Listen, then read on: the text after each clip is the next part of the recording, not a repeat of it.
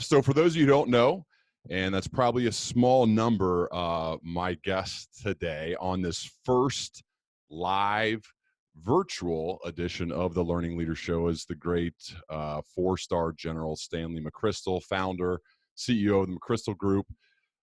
Served our country, those of us who are Americans. I know we have a worldwide audience today, but Americans. He served for 34 years. He commanded all forces in Afghanistan, Joint Special Operations Command, and served as Director of Operations for the Pentagon. Command included more than 150,000 troops from 45 allied countries. He's also written a number of best-selling books since retiring from the military, including My Share of the Task, Team of Teams, and Leaders, Myth in Reality. And recently read a quote by former Secretary of Defense Robert Gates, who called Stan one of the most incredible warriors and leaders I've ever met. So Stan, honored. Thank you so much for being here. Welcome. Well, thanks, Ryan, for having me. It's great to see you again. You too, and I'm so grateful. I have to say off the top, and I wanted to publicly say it to you for the invitation that you gave to me last year to go to Gettysburg with the people, the great leaders that you are teaching, and I'm sure learning from as well at Yale. It's one of the most memorable days of my life of touring the battlefield at Gettysburg with you being the teacher for the whole day. It was just truly, truly amazing. So I want to thank you for that. Well, it makes you think about leadership when you're on that ground. It sure does. It sure does. Recently, I saw a quote from you something you had published that said, as we lead through this time of crisis, leaders are more important now than ever. There's really three keys that you tweeted about recently. Communicate relentlessly. Match your internal operating pace with that of your external environment. And three, continue to reiterate what winning looks like to your organization. So I love, Stan, to get us started, if considering everything that's going on, and we titled this Leadership in Uncertain Times, because I think that's what's most scary to us or to just people in general is we don't know. There's so much uncertainty in the world right now that if someone said, look, this will be over in exactly 21 days, we know for certain, I think we'd be okay. We'd be like, okay, I get it. I can handle that. But we don't know that. We think we have a hypothesis. Some people have some ideas, but we don't truly know. So starting with number one that you've written about, communicate relentlessly. Why is this so imperative at this time? Yeah. Whenever you have a time of uncertainty, people want as much clarity, and if they can't get clarity, as much reassurance as possible. If we think about, I just did some writing recently about Franklin Roosevelt and after Pearl Harbor. And the day after Pearl Harbor, he went and he gave the speech asking for a declaration of war against the Empire of Japan. But what he communicated was, we are going to win this war. He didn't say it would be easy. He didn't say it would be cost-free. But what he said is, we are going to do whatever it takes for us as a nation to prevail. And so communicating to groups of people is first giving them a sense of clarity on what it is we're trying to do. We'll talk about that as the third point, but a sense of confidence that even though this may be an unthinkably difficult time, we are going to get through it. And, people recalibrate all their actions if they think there is going to be a tomorrow, if they think that they are going to be able to come through this with they and their families and the people that they care about. And so leaders have got to communicate that verbally. They've got to do it in writing, and they've got to do it in their demeanor, in their actions. They've got to show people that they are completely committed and that they are absolutely confident that we are going to get through this. Where does that come from in a leader? Like, is that something that you've had to develop over the years? Because there are probably people who are in leadership roles that are a part of this call right now thinking, Stan, that sounds great, but I, myself, as the leader of my company or the leader of my team, I'm really scared. I'm uncertain. I don't know. How can I say that if I'm not fully sure of what's going to happen in the future? Yeah, that's one of the great paradoxes of leadership. Sometimes you have got to communicate something that is actually directed also at yourself. Yeah.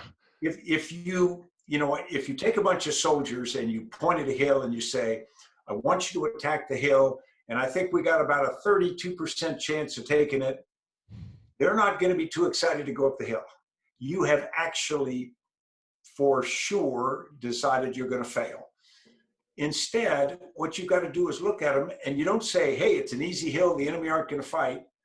You have to say, this is going to be difficult, but we are going to win, even if you have inner doubts about it. And some people say, well, I'm not being completely honest if I don't tell people I think we're probably going to fail. Well, one, as soon as you think you're going to fail, you're going to fail. It's decided. And second, you exist for the team. You don't exist for you. The leader Mm. doesn't exist for the parking spot or the title or the paycheck. The leader exists to give that team what they need. And so it's critical that you look into their eyes and say, what does this group need? What would I need if I was standing in the back rank of this team right now, wondering what's going to happen? They need to know that you're confident we can do this, and they need to believe in the cause as well. You need to make sure that you've got something that's worthy of their effort. Well, there, can you think back to times you're leading 150,000 people that's from 45 allied countries. So that is just blows my mind. But can you think back to moments in your career when you were like 70% or 65%, but you couldn't say that? You had to share the message with your team that you were certain or you were confident that you could accomplish this mission. I know I read about some of the guys you were after, some of the worst terrorists in the world, and there's so much uncertainty there as well. You don't know where they are. Their communications crazy. So can you think of times in your career that you can draw from now that maybe people could hear an example where legendary General Stanley McChrystal was, I don't know, but then was able to have success despite that? Well, yeah, I take the legendary Stan McChrystal out, but Sorry, so I gotta just yeah, say, okay, it's just Stan. Okay, go yeah, ahead. exactly. But yes. Yeah. And I tell you what, when you are responsible for something very important, the fear goes up even more because you're not just going to fail, you're going to fail in something that matters. In 2005 in Iraq, we were losing the fight against Al Qaeda in Iraq. And many of you remember, if you go back, there was sort of the arc of that effort. We went into Iraq, it looked like it was going to be easy, and then it got wickedly hard. And the US didn't figure it out till about late 2006, how to do that better. So in 2005, we had this situation where we had lost control of the Western Euphrates River Valley to Al Qaeda. And a terrorist group now controls part of the country, which is atypical for terrorist groups. We were asked to go out by the commanding general in Iraq, General Casey, to go out and be the main effort. And so to do that, we had to put JSOC in a role it didn't usually have. And we had to deploy 2/3 of the force into that fight, which was unsustainable because we rotated typically a third because you had to refit and whatnot. And so we put them in for a period. We knew it would be unsustainable, gambling that we could make it work. And we thought we could keep it up for about 6 months. And as soon as we started, we took a bunch of casualties. It got really painful. And so inside my force, there's doubts that maybe I had bet the nation's counterterrorist force. And there were doubts inside Stan McChrystal that this was even doable. We got together some senior leaders in a room and we spent about 3 hours in front of a whiteboard with the question, have we already lost and we're too stubborn to admit it? And it was interesting. We talked for 3 hours and at the end of it, we said, we don't think so. We think we can do this if we do it right. Where I took strength was from my comrades. Had I gone into a room by myself and just been captive with my own fears, I probably wouldn't have come to the right place. But with each other, what we essentially did was we were saying, we are committed. It was less a vote of confidence that we would win and it was a vote of confidence in each other's commitment that we would do everything possible. After about 6 months, we did. It worked. But it was one of those periods and those bets when you're uncertain every day. Now, during that period, what I had to do, and other leaders in the organization, we have to go out and communicate to the force all the time, because they've got huge doubts. They go, as General Stan lost his mind? What are we doing? And particularly as they're losing comrades. But over time, as they see the big picture, and you have to be really honest with them about the big picture and the purpose, they start to build their confidence and conviction. And finally, in the fall, I had a sergeant major one day said, "Sir, I had doubts, but I got to tell you, it has worked." And I could have hugged the guy because he had such credibility in the organization. If I told everybody it worked because I was the architect of it, okay. Here's a guy who's a step away and says, "No, it worked. We won." It feels to me your style of leadership is one that builds commitment above just compliance. And some in the military world can say, well, and I'm not, I don't have a military background. I obviously admire you and everyone who has served the United States.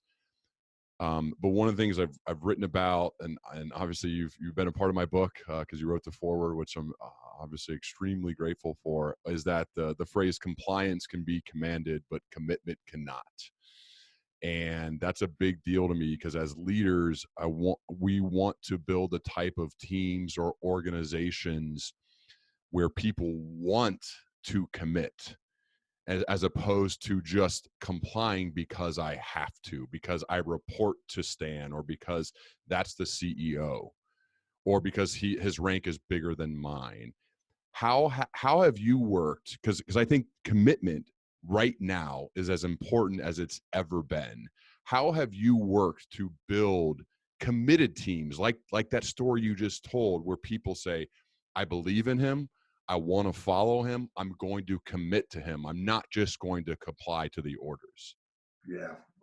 You and I have touched on this before, and you know how deeply I feel about this. Yeah. Getting people to be committed to a cause, but also to you, not personal loyalty to the Führer, but loyalty to somebody who returns it in kind, is incredibly powerful.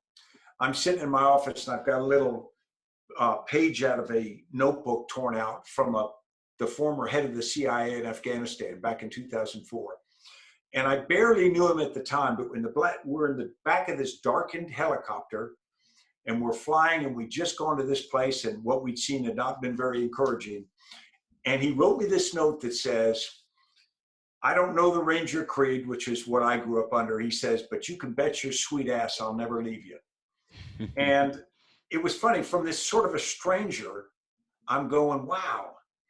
And that guy is named Greg Vogel. He became number 3 in the CIA. He's a legend. But it was like a check. He was saying, "I will commit to you as a person." And that was 2004. And he and I are best friends to this day, because he makes that kind of commitment. And what I found was, if I'm willing to make that kind of commitment to comrades, that people pay it back in spades. I'll be quite honest with you. The most disappointing part of my life was when I left Afghanistan. The big hubbub from the Rolling Stone article. Yeah, it hurt to lose my career, all of those things, particularly when I thought that, there was no real cause for it. But I had caused a number of people to go to Afghanistan and commit. I had gotten a number of Afghans to commit to me because I said, "I'm here, I'm with you." And when I'm suddenly unable to fulfill my commitment, you feel like you let them down. So I would say that one of the things commitments have done for me is make me a better leader, because it makes me more responsible.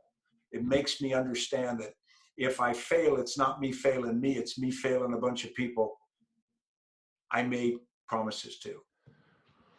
From the foreword of your book, Team of Teams, you had, this is truly a legendary author, Walter Isaacson. He wrote, "Whether in business or in war, the ability to react quickly and adapt is critical.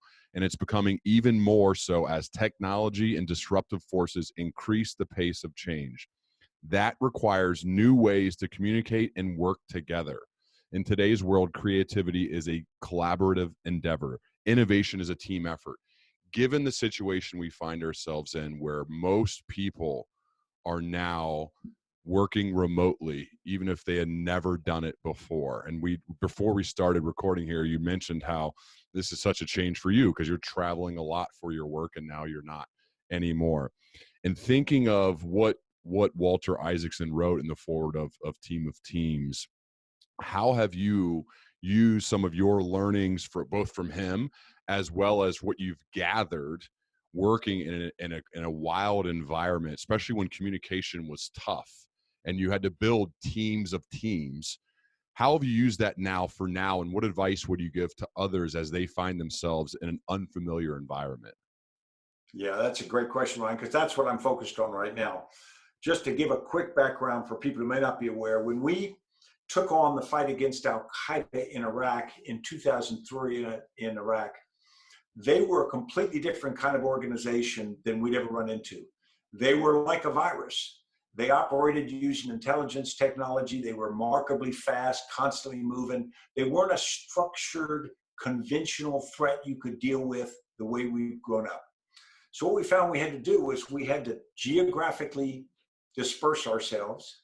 We were across 27 countries at 76 different bases every day, permanently. And then we had to operate that entire thing as though we were one entity. We had to learn, share information, be able to respond almost instantaneously because our threat was that good. It was like COVID-19. And so we geographically dispersed ourselves and we started operating, and we realized suddenly there are a bunch of learned skills you have to develop to do this. One of the things I'd say is, as we go into this dispersed or work from home environment, whatever we want to call it, many of the things we would do during a crisis are hard to do. Remember, typically of a crisis in your organization, everybody goes to the biggest conference room you have, you start working, you put whiteboards up, you paste stickies everywhere, you buy pizza and you work your way through it. You can't do that now. And you've got to do that, and everybody's in their area, and you've got to get information to them, and you've got to get information from them. You have got to make that efficient, not just effective. So what we found is a very disciplined operating rhythm, a drumbeat of certain video teleconferences we talk about that don't have to be long, but keeps everybody informed about what's happening. You mentioned at the beginning, communicate, communicate, communicate. That's exactly what you do. You're increasing their shared consciousness or contextual awareness about the situation. And when you're doing that, you're empowering them to act. You're not sucking decisions to the center because that's too slow. And that's ultimately going to be incorrect for actions locally. And so by giving them the information that used to be resident only at the C-level of many companies, by pushing it down and telling them they are empowered to act and they are expected to act, suddenly open it up. And the beauty of IT is we can connect so well now, nobody can get too far off the rails. They can make a mistake, they can go in a slightly wrong direction, but you can see it, you can pull them back if you have a disciplined rhythm to it.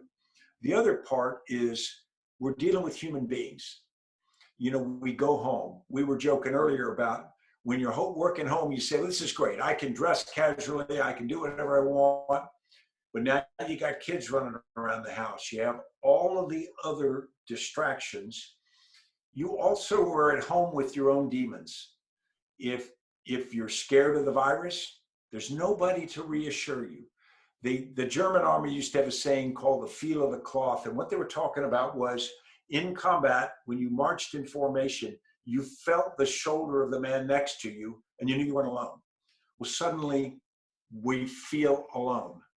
And so our insecurities come out as well. If you think your boss doesn't like you or doesn't trust you, just going through emails or phone calls is really hard to keep your sense of confidence up that I'm contributing, she thinks I'm a good operator, etc. And I'm keeping up with what the expectations are. So what we recommend is, if you understand you're dealing with people, start with that disciplined battle rhythm that's communicating both ways, making sure you're getting up and down, but also a series of informal interactions. Leaders should have literally a schedule. I think early in a crisis, you ought to be talking to your first line subordinates every day. You ought to give them a short call, can be for 5 minutes. It's just, how you doing? And try to do it video, because you'll get a lot from that. You can look into their eyes and get a sense of how they're doing. And they get a sense, one, that you care, and two, they get that renewed confidence that, yeah, I'm in the good graces of, my boss and that sort of thing. And then I would also create the equivalent of water cooler or coffee break groups. And I would get 6 or 8 people, and I'd say, okay, at 4 o'clock, all you 6 get a cup of coffee or a glass of wine and a beer. And I just want you to get into this room, video room, and I want you to talk for 30 minutes. And I want you to talk about this subject, but you could also talk about anything. It will be a little bit awkward at first, and then they'll get good at it. Last night, our company, the young people, had a virtual happy hour, and everybody from their house, got a drink, and they did a happy hour. And is it the same?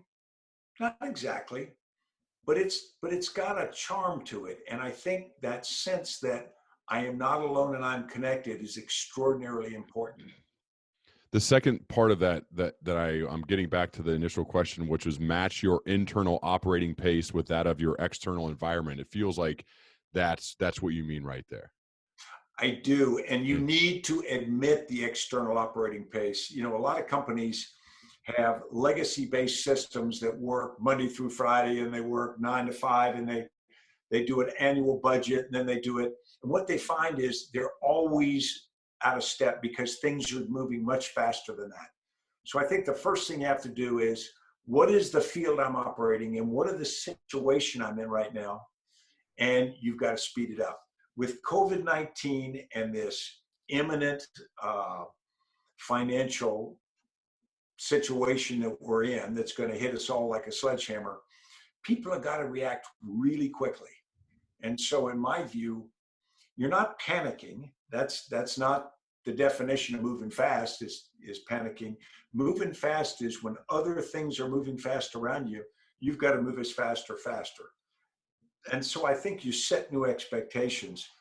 I remember when JSOC was operating at its highest tempo in Iraq, about 2006, we had an individual sent to us from one of the federal agencies to spend 6 months with us.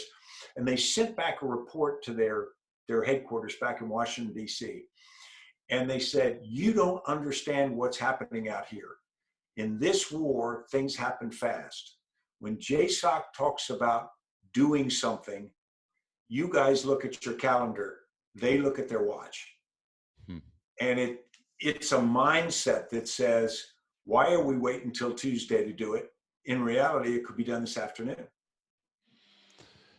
You need to continue to reiterate what winning looks like to your organization. How does a leader who's running a business, there are people leading businesses and teams of various sizes that are listening and watching right now, Stan.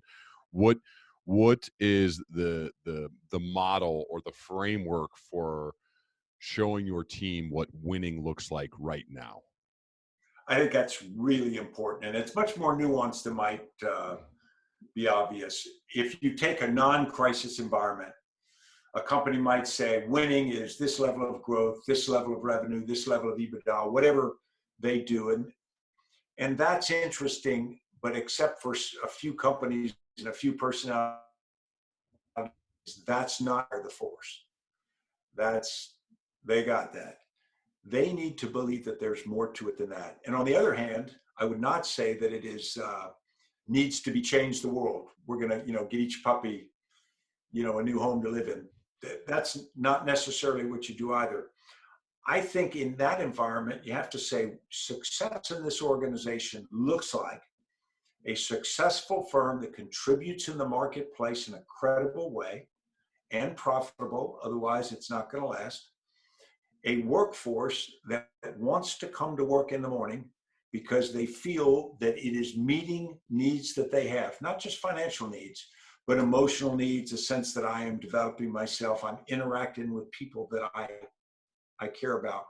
And then I also think it's important that they feel good about what the organization does.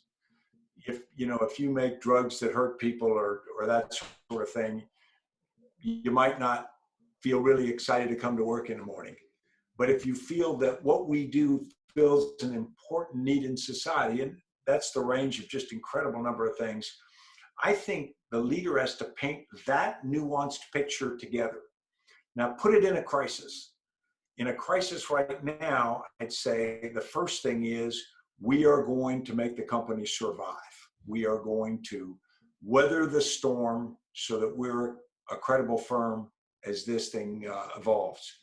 Second is what are we going to do for each other? How are we going to come out of this? Are we going to come out of this as healthy as possible, physically, financially? Are we going to emotionally feel like that being part of this organization was a net plus, not a net drain?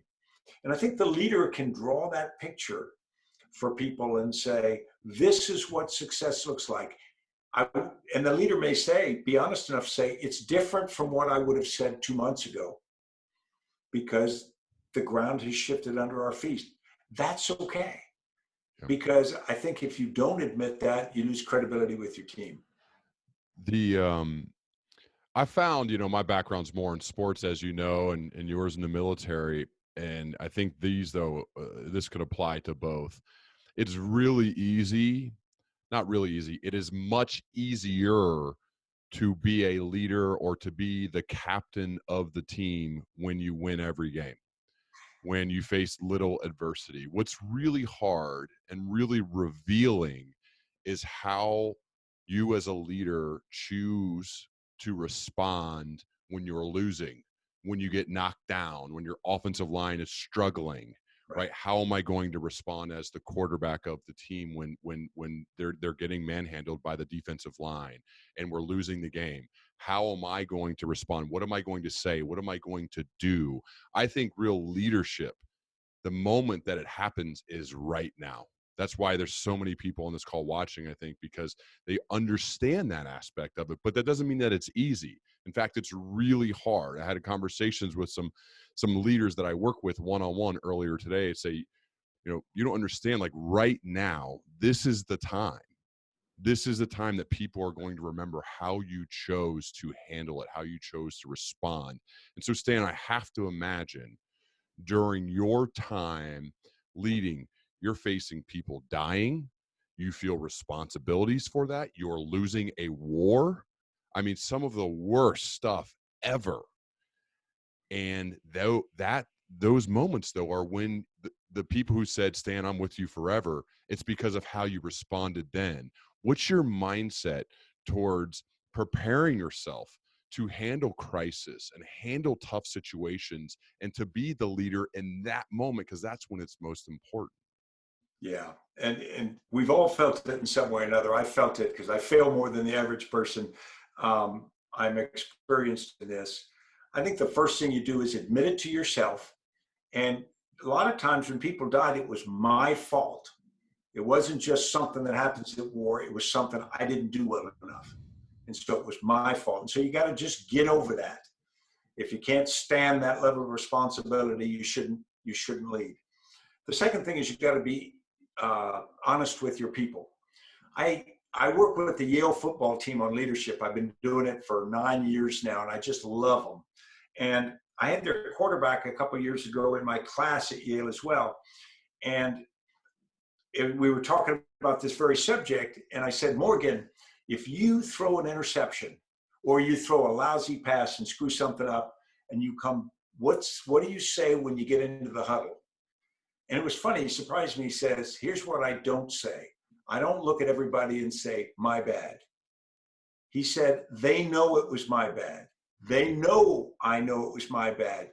What I say is, here's what we are going to do now, because it's about the next play, not the last play. So I don't think you go in denial. I don't think you blame it on other people. I think what you do is you understand that everybody gets it. You may need to say, in some cases, you've got to say, okay, we didn't get that right, my fault. But now here's what we're doing. It's really key that you keep leading. You don't wallow in your own self-pity. You don't look for people to go, no, Stan, it's all right. Let me rub you back for a while.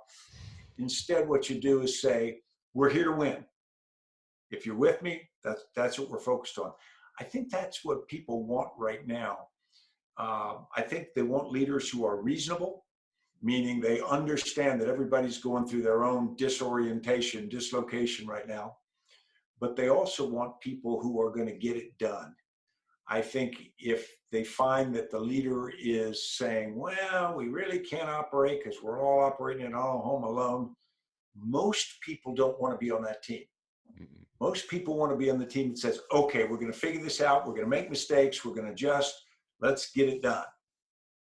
I think of the Stockdale Paradox, named after Admiral James Stockdale, which you and I have talked about. He was the highest ranking POW of the Vietnam War. He described how a leader would survive terrible ordeals, and his quote, for those who've probably heard it before, but I think it applies now: you must never confuse faith that you will prevail in the end, which you can never afford to lose, with the discipline to confront the most brutal facts of your current reality, whatever they may be.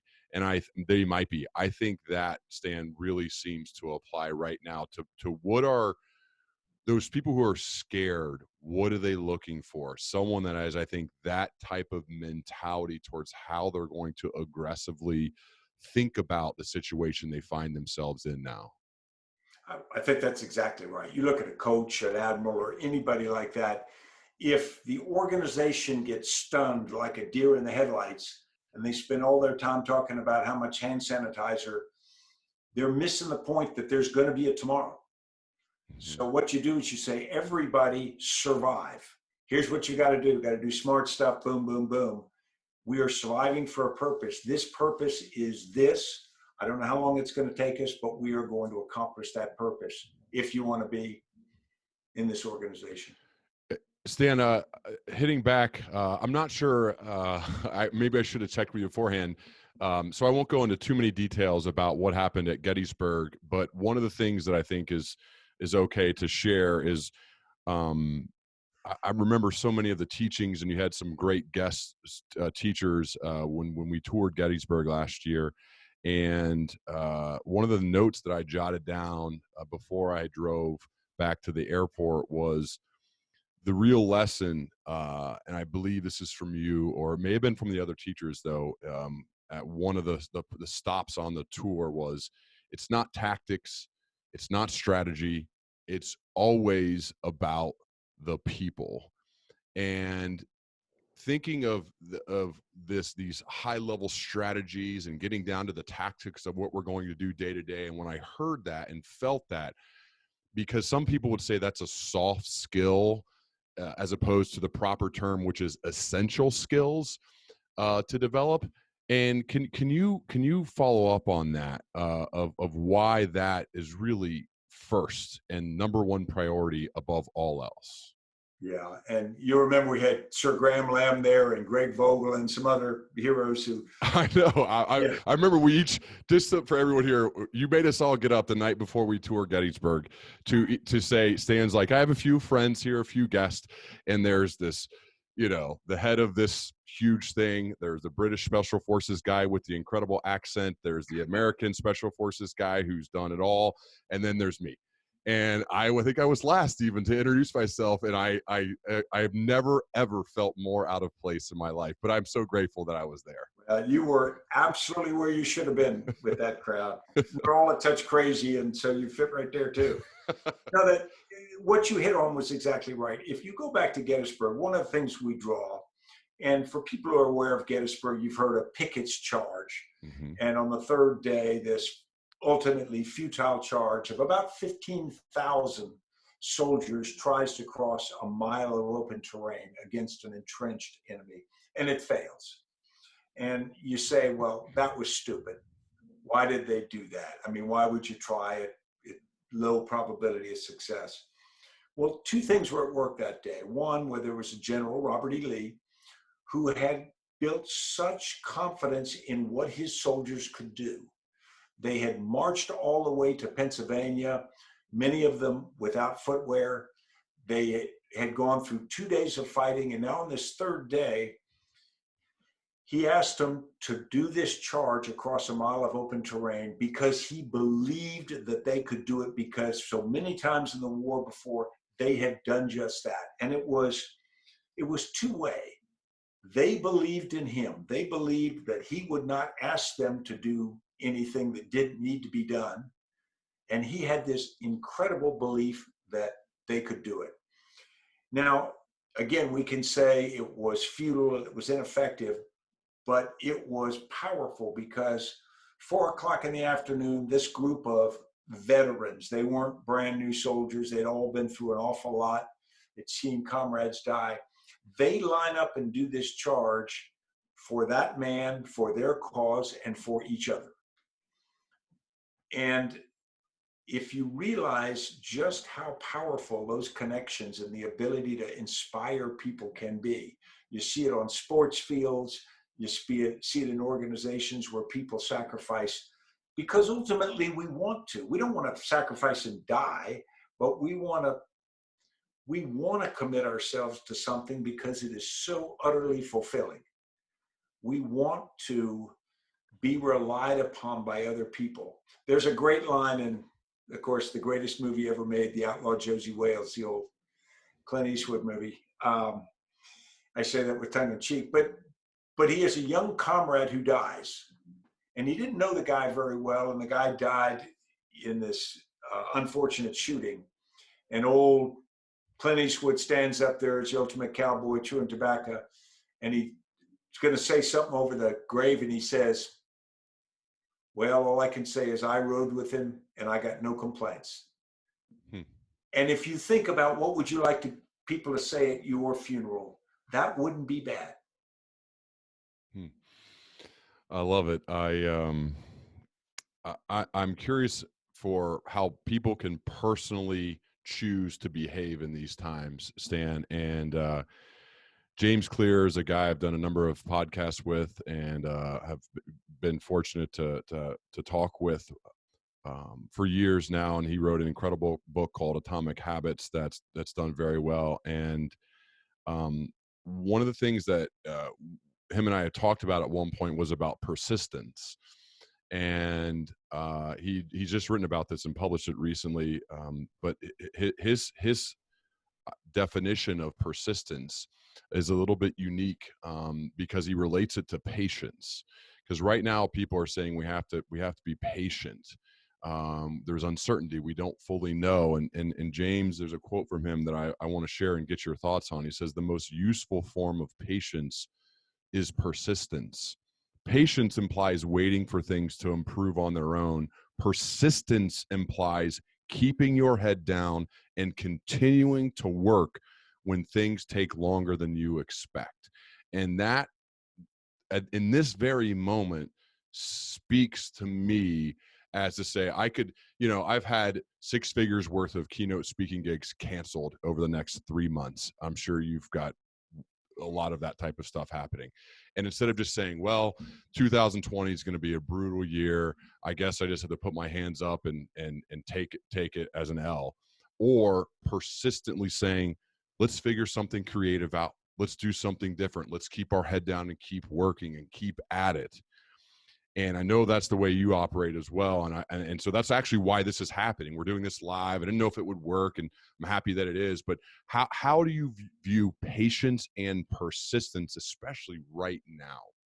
Yeah, no, I like the definition as you're using it there, because patience does sound passive, as though you can't do anything about things. And I think persistence sometimes means it takes a long time to do something. I draw a couple of examples to you that I've studied. One is the Montgomery bus boycott in 1955. And this was the African-American community in Montgomery, Alabama. My family's from Alabama, so I'm sensitive to this. They wanted to integrate public transportation.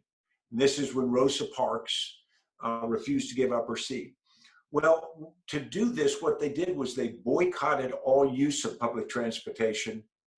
And for 382 days, they walked to work, they carpooled, they did everything they could to put pressure. Now, 382 days is a long time. They met once a week to give themselves inspiration, to keep their confidence up. But every day they had to commit themselves. And I would say that that persistence is what ultimately allowed them to wear down the resistance that they met and to win that particular struggle. You know, sometimes we shouldn't have to be as patiently persistent as we are. But the reality is, if you stay at it, it works. Admiral Stockdale, who you mentioned, you know, famous as a POW, one of the things that comes out of his story is that he went into captivity with expectations of himself as a military officer and a professional, and he would give name, rank, and serial number. Well, what he learned very quickly is when you're under torture, that's not realistic. When you're under torture, you will be broken. You will talk. You will say or sign things ultimately that you're embarrassed about. But his persistence and really the incredible strength of his character is he was able to recognize that, like any other human, he could be broken. He could be physically broken. He could be morally damaged. But he didn't make that the new normal. He said, I will be persistent. The next time I go in, I will be just as professional as I can be. For as long as I can be, I'll hold out. And he would hold on to his values like a mooring for a boat that gave him a sense of stability. And I think it's an incredible lesson for all of us. You know, 2 months ago, you know, I'm a retired military guy. You don't come out of the military with a lot of money. 2 months ago, I had more money in my 401k and all than I do now. And now I've got a business and we're working real hard to make sure the business is going to stay afloat and go in the right direction.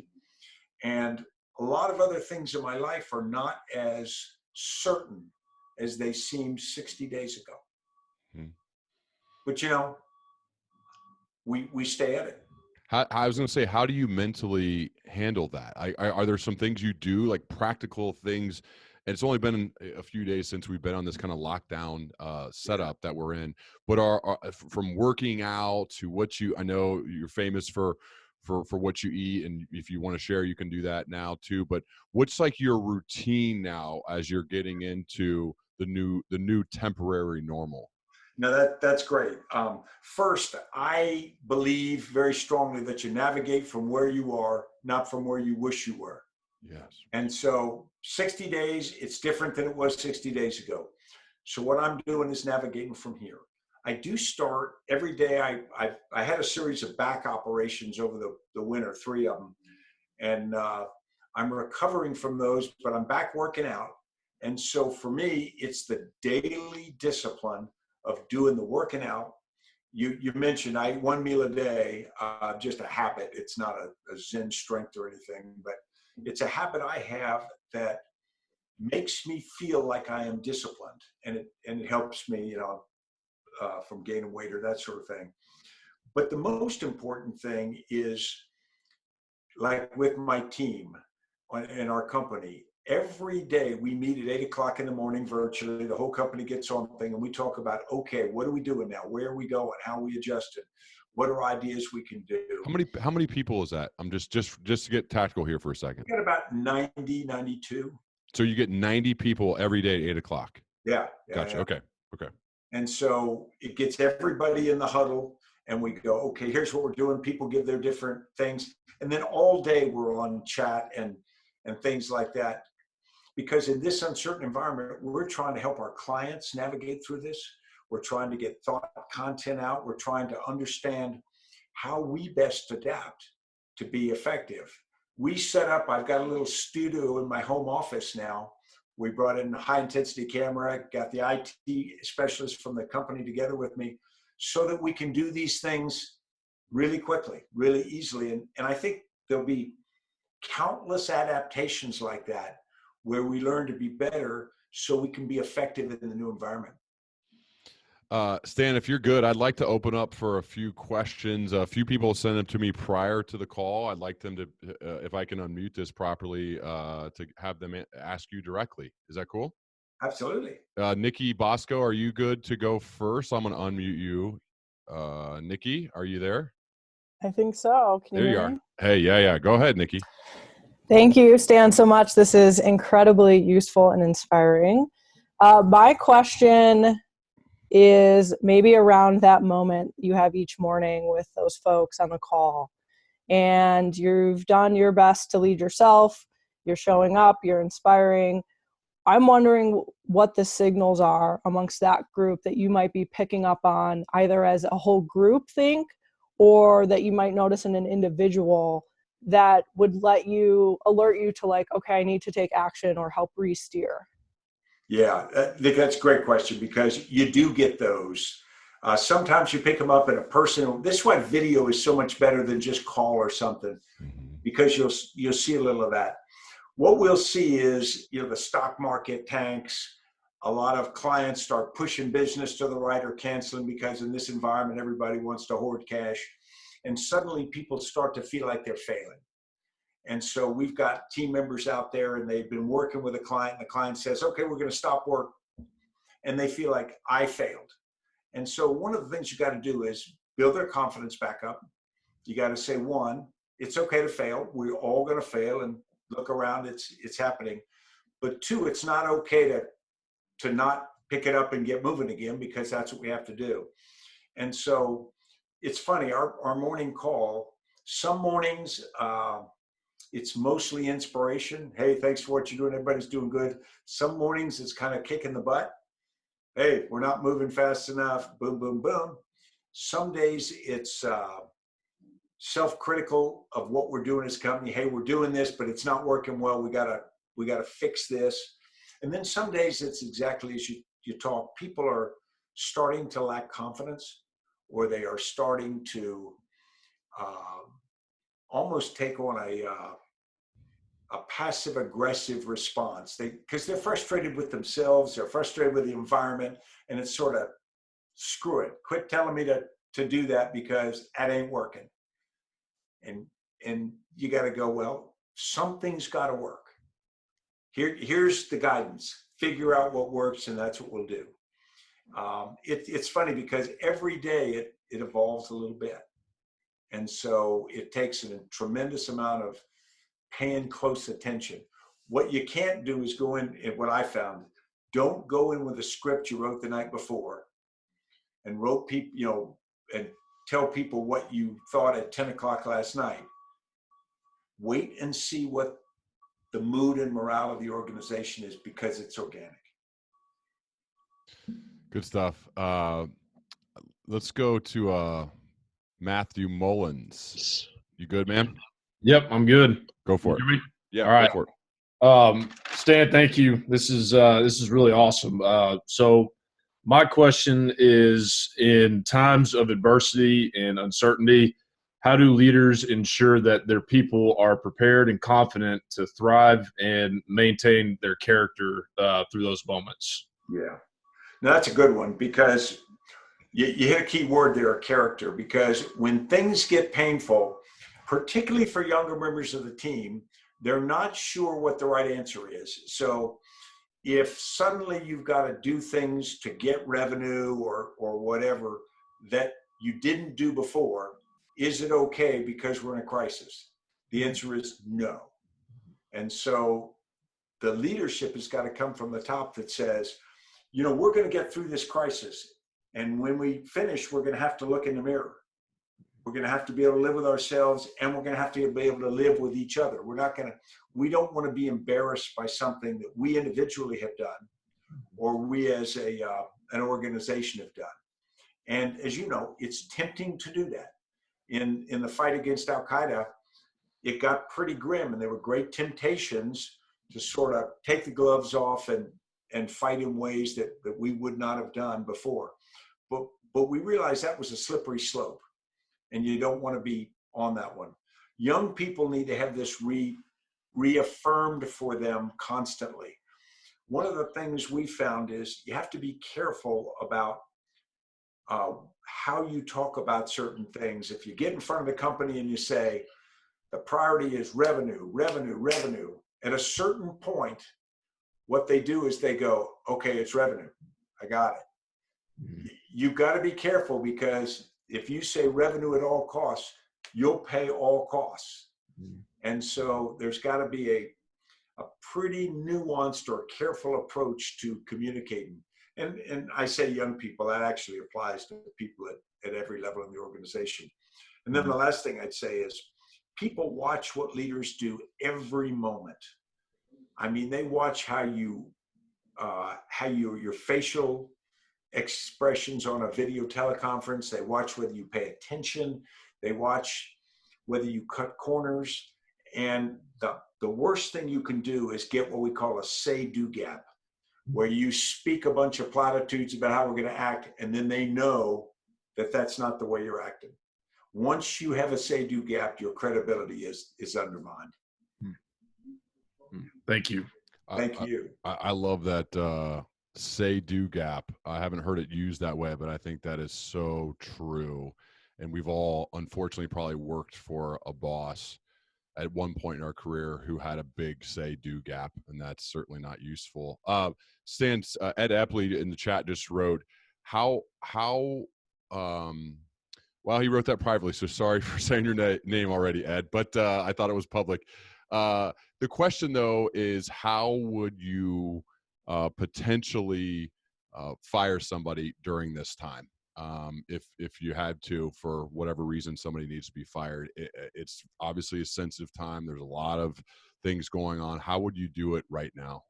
Yeah, this is really hard. A lot of people are going to get fired right now, and it's happening probably every minute today and in the coming future. I think the first thing you got to do is make sure you're doing it for the right reason.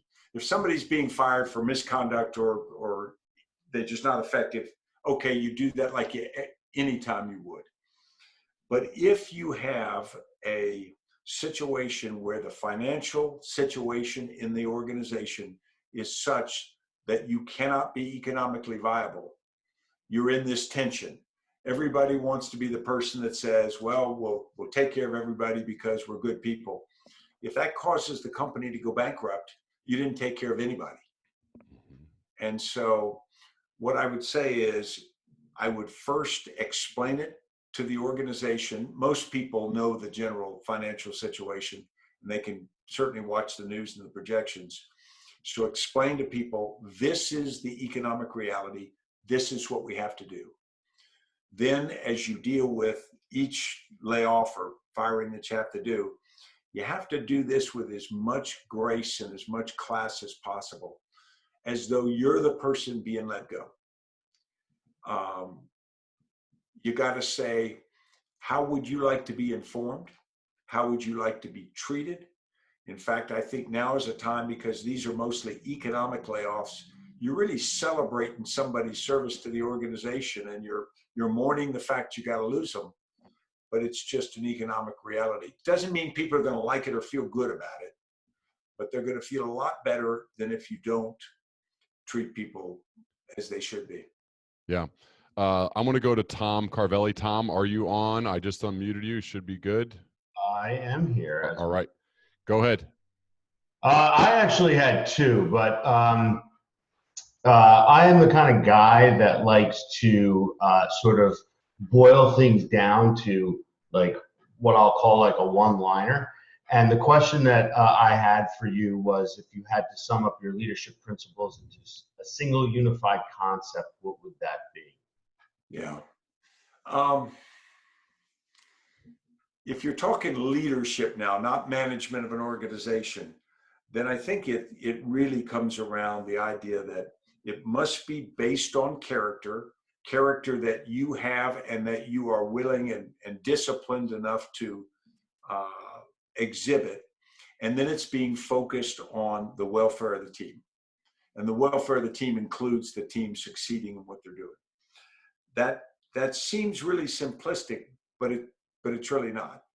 It's comporting yourself in a way that becomes a positive example and inspiration to them, but also is looking out your actions look out for their welfare. Thank you. Go ahead with number 2, Tom. Number 2, what does your daily fitness routine look like in times like these when resources and activities are curtailed? And sort of the impetus for this question was I heard you on a podcast with Tim Ferriss and Chris Fussell, where you detailed your morning routine, which I thought was very impressive. And I'm just wondering what that looks like right now. Yeah, well, right now, because I'm just off back surgery, I am somewhat curtailed, but I do at least an hour every morning. And I always do it in the morning because everybody else can screw with the rest of your day, but they can't screw with very early morning. My question is about communication in particular. It's the kind of the workspace that I work with folks in. And we notice, and everybody who's in any kind of organization, you see leaders kind of go into one of two kind of inertia paths, right? One is either the communication to the organization is an afterthought, box checking, necessary evil kind of thing. It's not really leadership. It's just kind of, you got to do it. Or it's overly managed, almost, crafting with the PR team. If we have a good story to tell, we can say it almost like magic words and everybody will buy it. And nobody ever does. And so can you talk a little bit about how, not just yourself, but other leaders in your orbit to buy into not doing either of those two things? Yeah, those are great points, because particularly now, and I see it, I was on a number of corporate boards and whatnot, you've got lawyers recommending people don't communicate unless you've put it through 6 lawyers. And I'm a lawyer, they suck. Yeah, and so it stops being communication. Right. And so what I think a leader has got to do is be as genuine as possible, but not be emotional either. I'm not a great believer in sort of the populist school of too much rent and either against something or for something, because it can start to muddy the message. But I think being consistent, being genuine to themselves, and being as candid as possible with their team is just extraordinarily important. And I think I know I appreciate it when people talk to me that way. And it's good to have somebody you trust in the organization that has your ear, that can talk to you in a way that maybe other people aren't allowed to. I used to have a command sergeant major, and what he was able to do was tell me, just when I was feeling good about myself, that no, you're not as cool as you think you are. There was a good question, I believe, from James Gamble.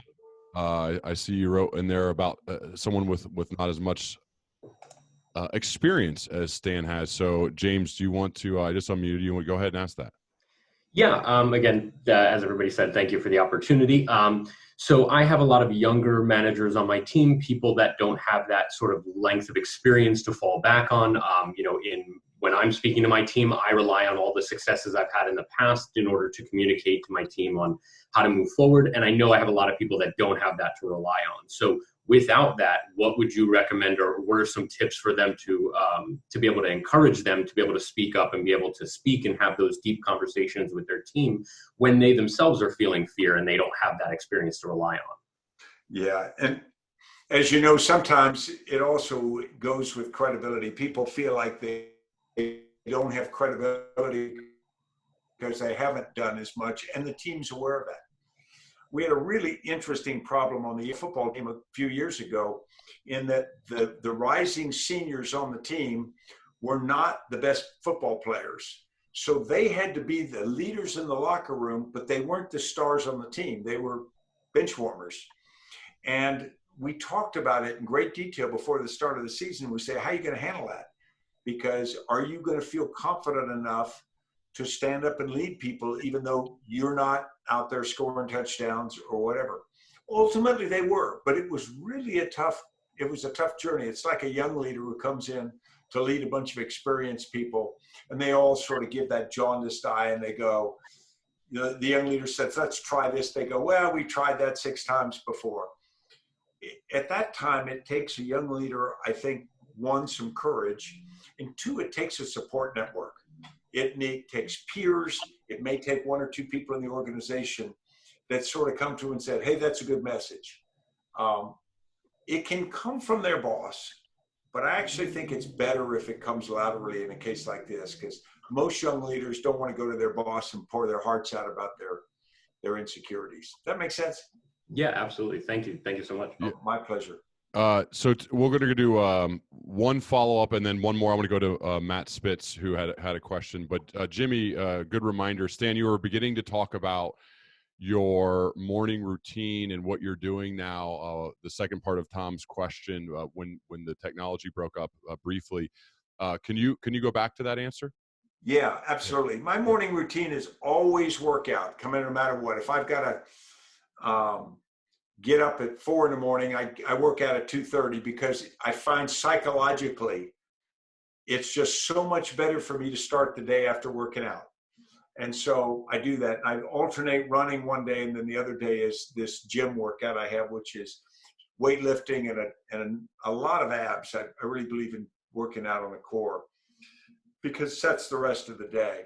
And then I typically just eat one meal a day in the evening. A lot of people would say that's not good for you, but I've been doing it for 40 years and it's worked just fine. So, I'm not going to change suddenly at my age.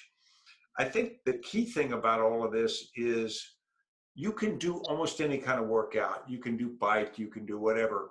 If you are disciplined about it, it is we all have habits. I've got some bad habits and I've got a few good ones. And if those habits become ingrained into who you are, they become a source of confidence. If you are honorable, if you are honest, if you are kind to people, that's a habit.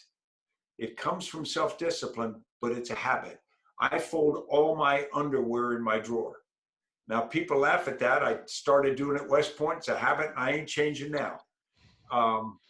So I would say that if you are intentional about creating some good habits, it will pay off. Love it. All right, Matt Spitz, go ahead. Stan, I just wanted to echo everyone's sentiment and just say thank you so much for your service to the country and your time with all of us this afternoon. My question relates specifically to just the ever-changing world. I mean, even down to the minute now, the world is changing by the minute as we work through the combating the virus. And so my question to you specifically is, are there things in your life that don't change, that don't ever change in the midst of leading 150,000 plus people, to navigating your own business today? What are the things in your life that never change or don't change? No, that's really good, Matt, because you're right. Everything is changing. And on that side of your life and your personality, I think it's best if you just embrace that. Say, this is good because I was bored with what we were doing yesterday, so we won't do that anymore. Yeah, I do have some things in my life. And one of them we just talked about, working out for me is a constant. Mm-hmm. I'm 65 years old. I weigh exactly what I weighed the day I went to West Point as an 17-year-old kid. Mm-hmm. And so that discipline gives me a sense of consistency. It gives me a sense of confidence. It is one of those sort of unchanging things. I've been married 45 years, and my wife and I are extraordinarily close. And it takes a lot of work to stay married.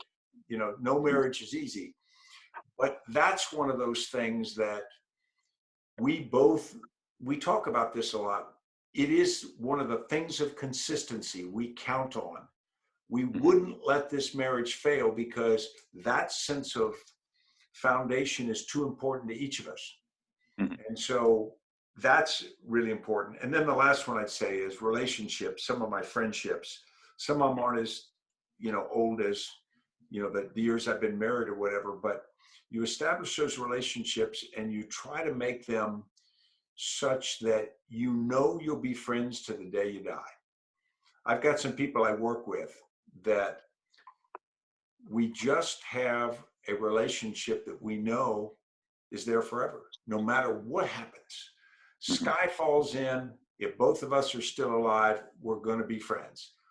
And that's, again, that's something you nurture. It doesn't just stay. You have to maintain it. But it's worth it, because when everything else goes to shit, it's great to be able to say, yeah, but I got this and this that I hold on to. Yeah. Love it. Thank you. Stan, I noticed, I got to witness kind of both the relationship with your wife as well as with Chris Fussell Exactly. In Gettysburg. And I feel like Chris has got to be one of those guys for you. What's that relationship like between the two of you? Well, we've been through an awful lot. We met in 2000. Well, we first met about 2005, I think, when he was an ops officer, and then we worked together when he was my aide de camp, 2007. And it was a very difficult time of the war, and we built a relationship at that point. And now we've been at this company for 10 years together. You know, we've been building this company for 10 years together. And so it starts with respect. I don't know I could be close to somebody I didn't respect. It's good that someone like Chris, I admire him deeply. But if I didn't respect their values, if I didn't respect what they were doing, I think it would be difficult to go around that. Of course, with Chris, it's the opposite. And we've also now got a lot of shared challenges. And, you know, you build, just like in a marriage, you build up emotional connections through the times you went through that weren't that easy. Yeah. Yeah. Well, Stan, I have to say, man, I'm just so appreciative of your time investment here, you know, an hour and 12 minutes of sharing your wisdom. I know there's a lot of people pulling your way, including all the 90 plus people that work at the McChrystal Group. And certainly I want to do everything I can to support or shine a light on the incredible work you're doing. Where could anyone who's watching or listening go to, in addition to go to Amazon, search Stan McChrystal and buy every book he's written? I highly recommend it. But where else would you send people to learn more about you online? Yeah, the thing we're doing right now, it's mcchrystalgroup.com, one word there. But the key thing that we are doing is we are helping firms deal with this uncertainty now. The fact that they've got to go to remote work, we did it. We have all the scar tissue and the lessons to know an awful lot about it. And we're trying to help, and we are helping a number of clients do that. So for those of you who are trying something you've never done before and you're wondering, why is this harder than I thought it would be, or what are some tips? We've got an awful lot of those. And so I would offer, we put out some documents recently, and if you go to mcchrystalgroup.com, you can download those documents, and I think a number of them will be of help. Love it.